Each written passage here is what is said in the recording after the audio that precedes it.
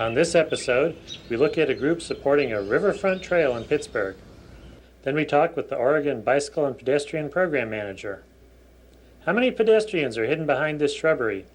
We examine visual obstructions at intersections. A cyclist tells us about commuting by bicycle. We drop in on the National Pedestrian Conference in Washington. And finally, we learn about efforts at traffic reduction in Australia. Stay tuned.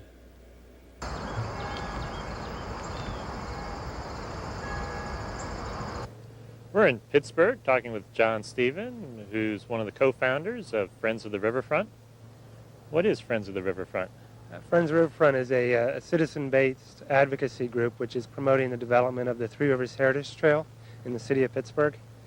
And what is the Three Rivers Heritage Trail? The Three Rivers Heritage Trail, it's a 12-mile multi-use trail that's going to be extending along the Allegheny River and then crossing over the Ohio to the Mon River and then down the south side of the Mon. It's 12 miles long, and it will be utilizing some of the former industrial property and railroad tracks that used to dominate the riverfronts in the city of Pittsburgh. So what's been the status of some of these locations where you're putting the trail? Well, on the north shore of the Allegheny, we're just about complete with the development of the trail. There's just a couple more construction projects that are underway, which will include a riverfront trail as part of the development. And also we're working with the city's Urban Redevelopment Authority to convert a former an abandoned railroad bridge to bike ped access. And that should be done by midsummer 98. And that'll complete the whole north shore of the Allegheny. And how are things going on the south shore? Well, the south shore, it'll be a few more years beyond that. It needs to be some property that has to be acquired. But for the sections of the riverfront which are owned by the city is designing the trail, and part of it could be built next year, and then each year a little bit more will be completed until the whole 12 miles is complete. And does this fit in with other trails in the region? There's a whole network of rail-to-trail projects throughout the region, and this is the urban hub of that network. The primary focus is continuing along the Monongahela River and extending to connect to rail-to-trail projects which will eventually get all the way to Washington, D.C. So in 5 years, we'd like to promote that there will be a 333-mile continuous bike ped trail from the Golden Triangle in Pittsburgh to the Smithsonian Mall in Washington, D.C. That's quite an ambitious project. Now, how long has Friends of the Riverfront been around? Well, the Friends Riverfront has been around for 6 years now, and we formed in 1991. And for the couple years prior to that, there was a growing citizen advocacy focus on returning to the riverfront. Pittsburgh, since it had such an industrial history, the rivers were pretty much cut off from the people that lived in the city. But with the closing of the mills in the 80s, there was beginning to become more of a realization that we have a real resource here. So there was a growing citizen movement to start doing something to improve the access to the rivers. And out of that movement came the need for a nonprofit and the Friends of the Riverfront in 1991. And what do you do besides advocacy? Well, we organize monthly cleanup days where we, with volunteer groups and companies like Heinz Company, who we're standing next to here, they bring their employees and volunteers down, and we clean up the litter from the trail, do some weeding in the planting beds, and just make sure that the trail looks pleasing. And we also do some fundraising for trail amenities like the planting beds. We have a series of heritage signs which explain the history of the Pittsburgh's river for people who are walking by. So our job is to really work with the city to make the Three Rivers Heritage Trail a model deserving of national recognition. And if someone wanted to find out more about your group, what can they do? They could contact the Friends of the Riverfront at our phone number, which is area code 412-488-0212. And we also have a website that we keep on the Carnegie's Three Rivers Freenet, and we keep that up to date with our quarterly newsletters. So if you're coming to Pittsburgh, check out the webpage or give us a call, and we'll tell you where to go for a walk.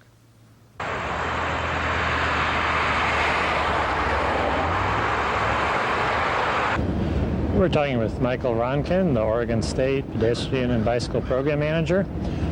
What does the Pedestrian Bicycle Program Manager do? Well, right off the bat, I can tell you it's the best job I've ever had, mainly because of its variety and the fact that I feel we do have an impact. At the state level, there can be quite a bit of bicycle activity occurring. For example, we are responsible for the state highways, and bicycle tourists who come to our state do use the highways to get around the state. From a pedestrian point of view, at first one might think, well, what kind of pedestrian activity occurs at the state level? But again, a lot of our state highways are main streets when they go through towns, and main streets, by definition, are important for businesses and pedestrians. So we're taking on responsibility for about 600 miles of these streets that go through main streets. But we also have a role in helping cities and counties with their problems. The kind of help that they like most from us, of course, is money. We have grant programs, and we administer the federal funding too. But just as important, what we can give, and that's always free, that's advice. We have lots of technical advice we can give. It's not that we make up standards and make up designs and solutions. It's just that we have more the ability to go around the country, see what other cities are doing, organize conferences, and just gather information and help local jurisdictions, cities with their problems when they have a pedestrian issue that they need help with. And how long has the state taken on this role of being active in pedestrian and bicycle issues? Okay. In 1971, a law was passed in Oregon that requires cities, counties, and the state DOT to provide walkways and bikeways in conjunctions with its projects. Unfortunately, what happened in 1971, people had very selective hearing and they heard the word bicycle. So from 1971 to 1991, we had a very effective, I'd like to think, bikeway program where we did everything that I just described, but for bicycles only. In 1991, several things happened. The ICE-T legislation was passed as the Intermodal Surface Transportation Efficiency Act that required every state to have a bicycle and pedestrian coordinator, and no one was in the mood to increase staff, so of course they gave the job to our program. And it is also the year I became the program manager, and I thought we really need to treat this other mode of transportation with fairness too. And how do things in Oregon compare with other states you're familiar with? Have you been ahead of the game, behind the game?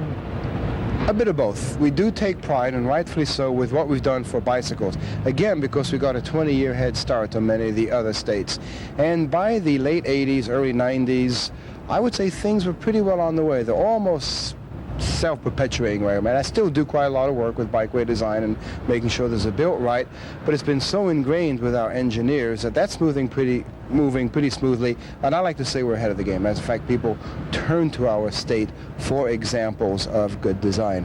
When it comes to walking, I can't say as much. In fact, we are here in Washington, D.C., and everything that I've observed so far is definitely one of the most walkable towns that I've encountered. We're very proud of certain towns like Portland that are very walkable, and in other areas that I won't name by name, we can't say are that pedestrian friendly. And is this one of the things you expect to be working on over the next decade? Absolutely. It's probably where we're putting most of our efforts into. It took 20 years, like I said, to really raise the consciousness of our designers and planners and engineers to treat bicyclists well on the roads. I think it's easier for pedestrians because, let's admit it, not everyone rides a bike in America. Some people don't even know how to ride a bike. And I think this country has had a strange love-hate relationship with bicyclists, often veering more towards hatred, unfortunately. But most people understand that at any given moment, we're a pedestrian in one form or the other. And I've really got a lot of our top designers, engineers, decision makers to realize we have been remiss, and I think it'll be easier to catch up. Okay. What are some of the major issues you're facing trying to improve things for pedestrians? I would categorize them in three fairly distinct areas that have three different solutions. The first one is something that unfortunately, as engineers and providers of transportation, we often can't do enough about, and that is the horrendous forms that land use has taken in this country in the last 40 or 50 years. There's a very good reason why people do use cars so much for trips, because things are so far apart.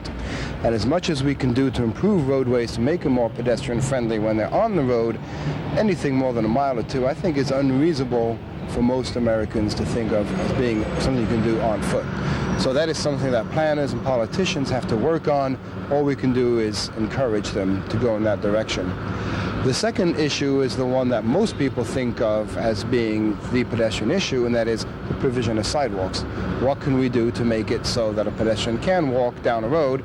And that's the traditional view of all traffic engineering. That is, we have a facility that cars, bicyclists, and pedestrians can use in the direction of the facility. But pedestrians face another very unique problem, that's just getting across the street. And that's an area where we often compound problem upon problem. When we create wider roads with higher speeds, higher traffic volumes, it's then more difficult for a pedestrian to cross the road. And then it's sometimes a little bit harder to get acceptance from the engineers to do something that may impede the flow of that mode of traffic, or redesign an intersection in such a way that a pedestrian can more easily get across it. And I would say the last one is the big challenge. The land use one, engineers and designers unfortunately can't do much about. Just keep our fingers crossed. Providing sidewalks on the road from an engineering point of view is really quite simple. Redesigning the roads and intersections so pedestrians can get across them are the challenging ones.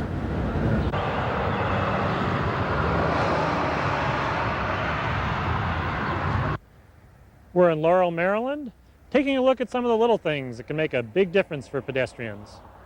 We're at the intersection of Wyerkirk Road and Apache Tier Circle, where they placed a sign between the main road and the crosswalk across the side street. Why would this sign be a problem? Let's have a look.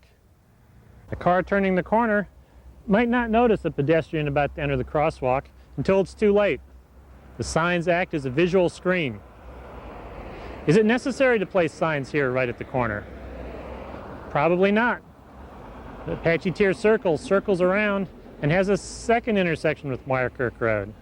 There's an identical set of signs there, but they've placed them 20 feet beyond the crosswalk. No visual obstruction at the intersection. On top of that, a driver would actually have a little time to read these signs because they're after he's finished his turning motion. The sign placement crew needs to pay a little more attention to details like that.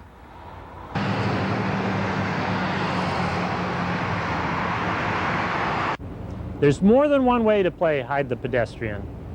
We're in Bethesda, Maryland, where the Bethesda Urban Partnership is responsible for landscaping the downtown area. For the most part, they've done a pretty good job. The problem is, they forgot about pedestrian safety. A driver's eyes are only about 3.5 feet off the ground. A short driver in a small car might be even lower. But at several intersections, the partnership has put shrubbery and concrete planters right at the corner. A driver turning this corner might not be able to see a pedestrian like myself crossing behind this plant. In a dense urban environment like this, you don't want any obstructions between 2 feet and 7 feet. You want drivers and pedestrians both to have a clear view of everything that's going on. I'd hate to be the attorney for the partnership if a pedestrian were ever struck here. John Malcolm, our stalwart commuter mentor and WABA volunteer out in McLean. We're in Washington, D.C., talking with John Malcolm, who's a volunteer with the Washington Area Bicyclists Association. What is the association? Well, this is a group of people that are interested in bicycling as a general means of transportation, as recreation, as a way to reduce traffic on the streets and to conserve energy. We work with each one of the local governments. We work with the federal government and state governments in Virginia and Maryland, also with the D.C. And we find each of these most supportive, but with limited resources because there isn't the pressure from the general public that it takes to really get bicycles the facilities that they deserve, and which could make a major difference in the community. Now, what's been going on here today? This is our dedication to Earth Day, the clean air, clean, quiet noise, or elimination of noise. It's a bike to work to encourage people to use bicycles, not just for recreation, but to meet the daily demands for transportation. And many of the people that you see here this morning are dedicated commuters. I was myself, or have been since 1972. I retired, but I still come in and work regularly with the association. Now, what sort of obstacles does a bicycle commuter face? Mostly his own mind. It's a matter of psychology, learning that you are riding a vehicle or driving a vehicle on the road, that you have to have confidence that you have a right to be there and to do well.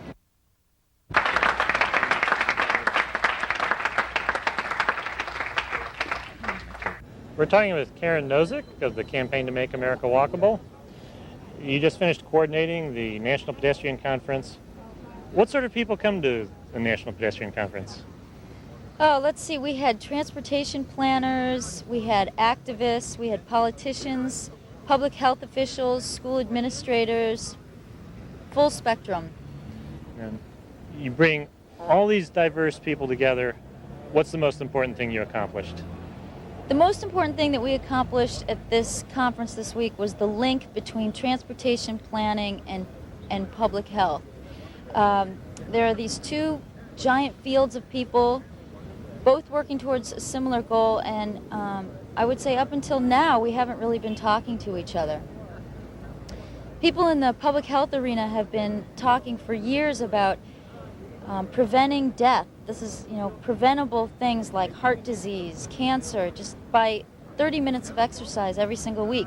And yet people consistently give one of the barriers to getting out and being active is that there's not enough safe facilities for them, or it's not convenient for them, or they don't enjoy being outside because there's speeding traffic and busy intersections. They don't want to send their kids out into those conditions.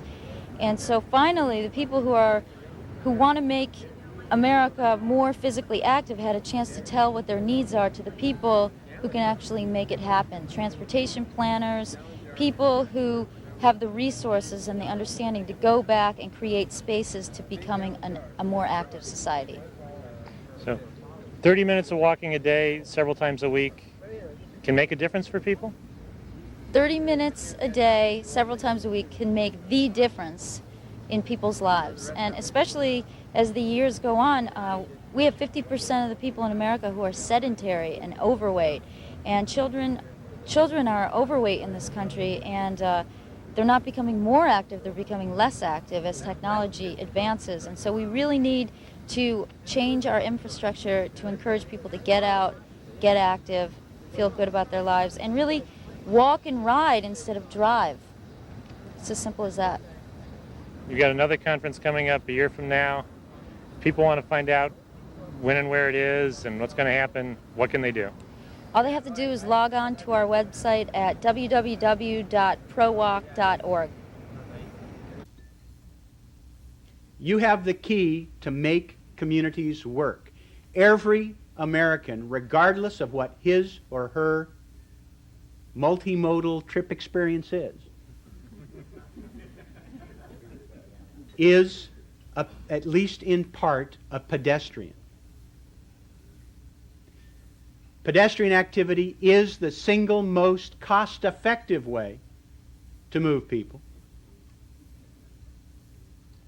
It is the simplest way to promote community health. People who will walk just 20 or 30 minutes a day, 4 times a week, we know are healthier people.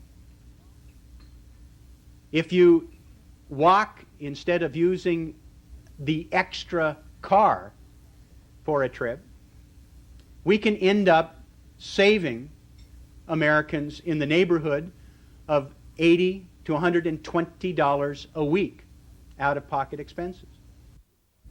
Alex Haley believed that we should find the good and praise it. This is the inscription on his gravestone representing his epitaph. Well, I personally think it's good to walk, it's good to bike, it's good to enjoy the journey as well as the destination. I see people in this room who daily stretch forth their insight, use up their energies and resolve to find the good, to praise it, to also find places where good not yet abounds and to make it happen there. Doing those things that add to our quality of life, that enhance our liberty, and that aid us in our pursuit of happiness. I'm here today to say many, many things, but to clearly say one thing, because it encompasses all other things that I've said, and that is that this Department of Transportation wants to be an even better partner with you as you carry forth your work and as you carry forth a very powerful message. This Department of Transportation recognizes, as you do, that transportation is about more than concrete, asphalt, and steel. And we want to help you as you help Americans in their pursuit of happiness. So again, I want to say thank you for the opportunity to be here. Thank you for the many things that we've done in the past together. And let us know that if we continue this great partnership, the best is yet to come. Thank you. And that's where they first learned that it is smarter to bring destinations to people than to take people to destinations. Now, they learnt many, many, many important principles about urban planning and about transport management through play. We're just across the river from Ottawa, Canada. We're lucky today to have with us David Engwicht from Brisbane, Australia. He just gave a presentation to the people here on, I guess, creating a vision for the future. Yep. We'll get back to that in a second, but first tell us, how did you get involved in transportation planning? I was just an ordinary resident, and authorities decided to push a major road development through our community. We took the moral high ground by saying we wouldn't push the problem into somebody else's backyard. That meant we had to look for long-term citywide solutions. That sent us on a search around the world as to how you could manage traffic in cities better than what we're currently doing. And the kind of solutions we came up with have now meant that for the last 7 years I've been travelling the world promoting those kinds of ideas. And you just had a rather innovative little workshop here. What do you call it? Telling tales. The idea is based on our own experience with the Route 20 battle. If you don't have a story about how you're going to win before you start a battle, then the chances are you will never win. So when community groups come to me and say, how are we going to win this particular battle, I say, well, how are you going to win it? What's your story? What's the story about how this thing unfolds so that you do win? Unless you know how you're going to win before you start, the chances are you'll never win. And so what this workshop does is it teaches people a technique of writing themselves into a life story which accomplishes the kind of goals that you're after, in whatever area that may be. And then back to Brisbane, what alternatives did you get to reduce auto traffic so you didn't need the freeway? Okay, what has emerged after 10 years of looking at this issue is that we now know that there are gross inefficiencies in the existing transport system, that we can treat traffic just as we treat solid waste, that the same kind of reduction technologies that we use for reducing the amount of garbage our cities generate, and therefore the size of the landfill sites that we need, can be applied to traffic with very, very similar results in the figures. In Brisbane, we are aiming for a 50% reduction in the waste stream by the year 2001. If we were serious, we could set a very similar target of a 50% reduction in traffic.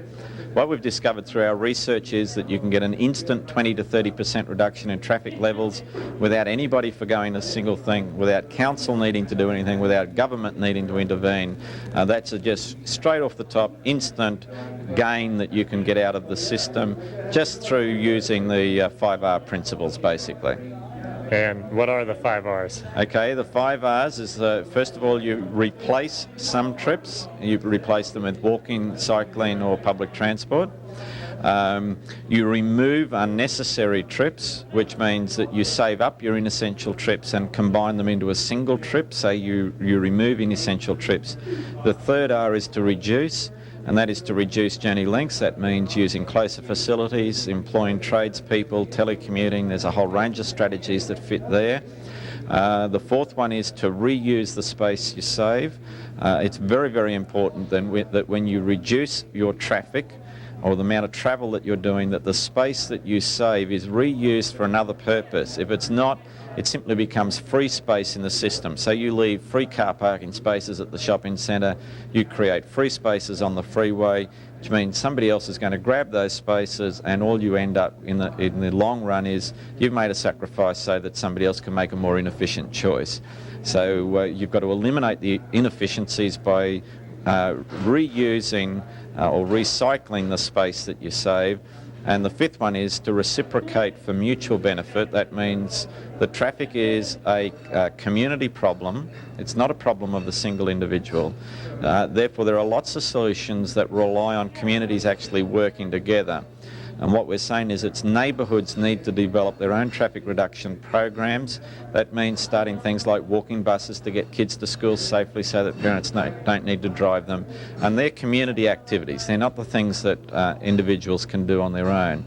Other reciprocal strategies are to start car sharing clubs at the neighbourhood level. That will reduce the vehicle kilometres that previous car owners were using by about 50%. So there are a lot of innovative strategies in that reciprocate for mutual benefit area. And in that area, we're also saying that what neighbourhoods need to do is to do inter-neighbourhood deals where they say to each other, we'll put less traffic in your neighbourhood and we'll act like a guest when we drive through your neighbourhood, and we're asking you to do the same for us. So it's a mutual respect, mutual benefit society. Visit us on the internet at www.pedestrians.org.